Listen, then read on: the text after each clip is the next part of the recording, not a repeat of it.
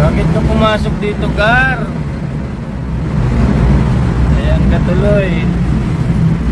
Hindi mo pa alam, Gar. Hindi ka naman big bike, Gar. Aray mo.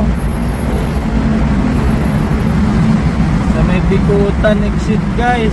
Nagpasok ng foreigner pala, guys. Hello, brother. You enter a wrong highway. You use your service road. Ayan, in-escortan sila ng Sky Patrol. Ayan guys, oh. Pumasok yung NMAX. Aray mo. Bakit ka pumasok dito? Dapat 400cc ka. Ayan guys, in-escortan na nung